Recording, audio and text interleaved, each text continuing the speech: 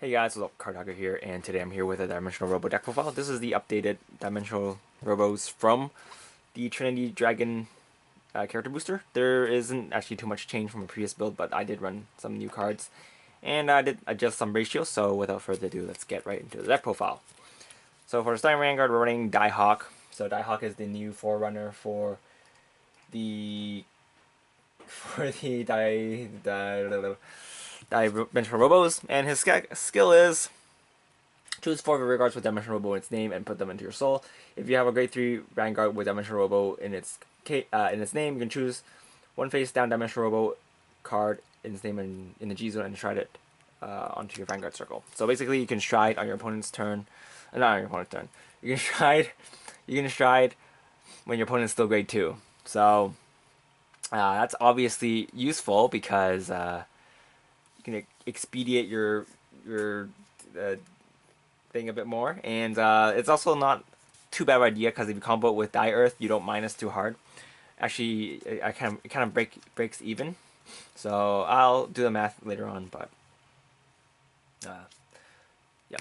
So for the grade 3 is running 3, or not 4 Die Kaisers. So Die Kaiser is the Break Ride, and came quite a while ago, but we got the reprinted. We got them reprinted in the character booster. So if you guys don't have access to the trial deck ones, you can get the reprinted ones. Not gonna explain what he does because you guys probably know what he does by now. I have like a billion Die Kaiser decks. So we are running 3 of the Legion Die Kaisers, great Die Kaisers, true great Die Kaisers. So he's pretty much the best card to break right into right now, since you can guard crush and stuff, and he hits for a pretty big number by himself, so it's good. And you need him because you're running Great Dayusha because you need him to Legion with Great Tai Geyser. And running 4 Die Bazooka, so he also acts at the grade 3 in the trigger zone, and he also helps you counter soul charge 1 and counter charge 1, and he only works if you have a Kaiser Vanguard, so that's fine because you're running 7 out of your 9 grade 3s are Kaisers, so it's pretty hard not to ride into them. And running 3 Die Jets. I was having a hard time deciding between 3 Die Jets or 4 Die Jets versus 3 or 4 of this, since these are both very good cards. I did consider cutting out some Die Bazookas, but in events that you do want to dry check your grade 3s, he increases your chance of sacking into them. So yeah, it comes down to running less Die Jets because you don't really need him as much now. He does help you recycle grade 3s, and he does pump your Vanguard by a bit, and he does apply a little bit of pressure, but I think that Die Lesson is much scarier with the Daimax plays, and Die Bazooka is much scarier with the Die Leon plays. So yeah, and I guess I kind of had to cut Die Jets out. So the next card we're running is a new card from the character booster, and his name is Die Lesson. And his skill is, he has 3 skills, and it's on your turn, this card gets plus 2,000 power for every face-up Dimensional Robo card you have face-up in your G zone. So it can build up pretty big. And the second skill is, if you have the Dayusha Vanguard, then this card gets plus 2,000 power. And the other skill is, if you have a Die Kaiser Vanguard, it also gets plus 2,000 power.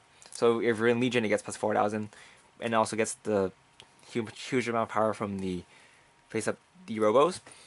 So by the time you're using Daimax, this guy will be pretty big. So a lot of times he can attack your opponent's Vanguard by himself, and it's usually hitting for pretty decent numbers. I quite like him. Next, running 2 Die Tigers.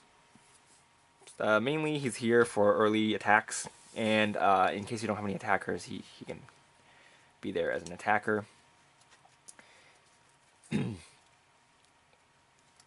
Next, running 3 Yukas. So Yuka is a promo, but I'm not sure if she got reprinted actually.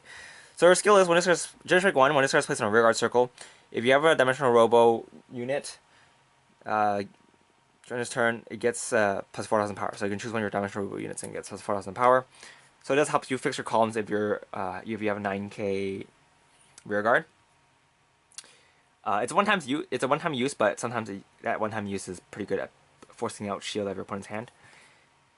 And we're not actually running Go Rescue in this deck because I don't have space for Kaisers or Dimensional Kaiser, whatever the grade 2 Kaiser guy is.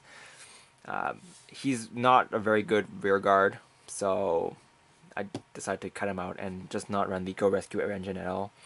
If you want to run the Go Rescue engine and do some super role plays, you can go for that. I think Aegis has a build up, and he's using that sort of build, but my build just gives you better use of your grade 2s, and it's less YOLO, I guess.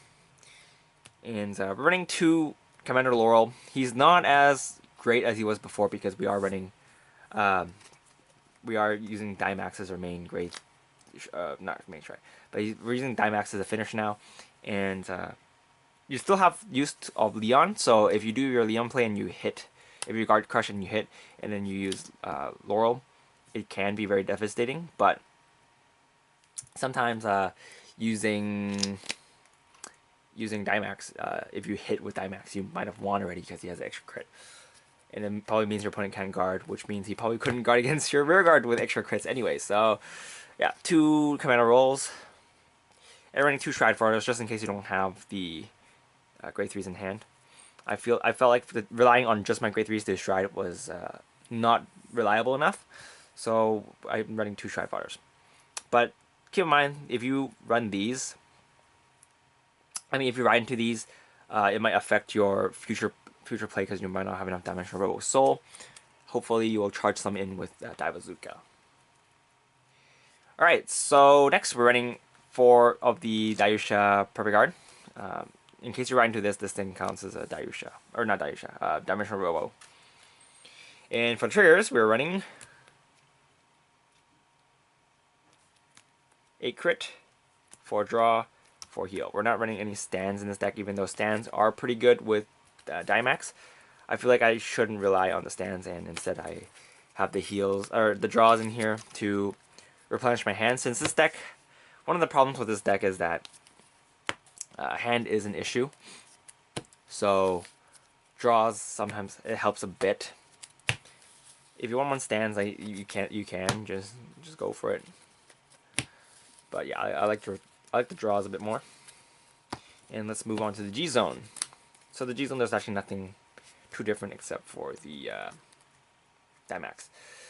So we're running 4 Daimax.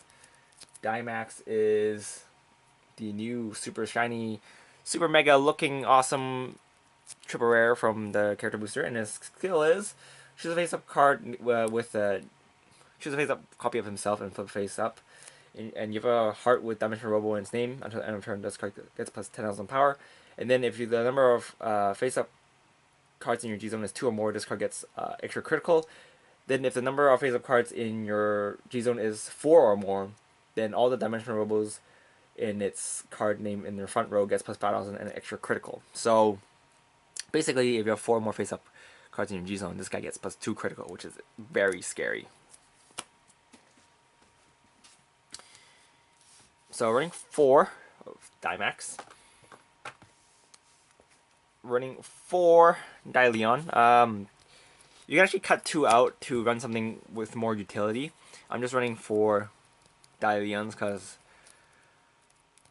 I've actually have times where I needed to use it twice. So yeah, he guard crushes, and sometimes if your opponent's a 5, and your opponent has a lot of cards in hand and only uses the perfect guard or something. I don't know.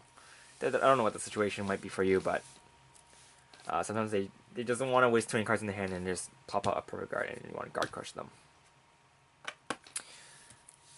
They're both Daileon and Daimax are actually both pretty good finishers, but it really depends on the situation.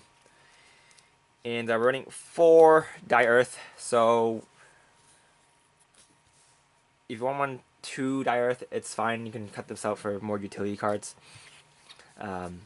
Dire just helps me if in case I'm minusing too hard from my control deck. He helps me replenish my field. So there's that. He is kind of counterblast heavy, but it's fine. And next we are running for the G guards. So again, I'm running Daimax, but if you want to run some utility trides like X Rogue or what's the other card? X Falcon maybe, and X Phoenix X Phoenix I think his name is. You can run some of those if you want, but yeah, in order to make my G zone look pretty, I'm running full on Dayusha. Or not Dayusha, the Dimension Robos. So for the G guards, we're running one X Caribou. You guys probably know how he does right now. So we're running two of those. And then we're running two of the Fighters Collection, one where it just gets plus 5,000 if your opponent's attacking for 20k or more, which is very easy now. And we're running one of the new G Guard. I believe his name is Go 5 or GO5. GO5, yeah, GO5. So what he does is soul blast one card with 5,000 or above power. So you can't soul blast like a 4,000 power card. And when this guy's placed on when this guy's on a Guardian Circle, during this battle, this card gets plus 10,000 power. And then during this turn, if you took damage during this turn, if a card is put in your damage zone during this turn, this card also gets an extra 5,000 shield. Or no, yeah, this card gets the extra 5,000 shield. So it becomes a 30k shield, which is pretty good. X Caribou is also a 19k shield, but it makes your Vanguard permanently a 15k Vanguard. So both have their uses. If you don't have enough soul, then you might not consider using this card. But on a turn that your opponent's chain attacking you, you might want to use this. As much as I want to run more than 4 G guards, my G zone doesn't really have space for it. But again, you know, the G zone is actually very, very flexible. There's a lot of options you can run with Dimension Robo, but personally for me, I'm just running full on Dimension Robo strides, simply because it's easier for me to play around with both decks and not swap them around. It's not swap the cards around. So yeah, but that's just me. Anyway, that's pretty much it for this deck profile. Thanks for watching, guys. This is Cardhaku, and I'll see you guys later. Bye.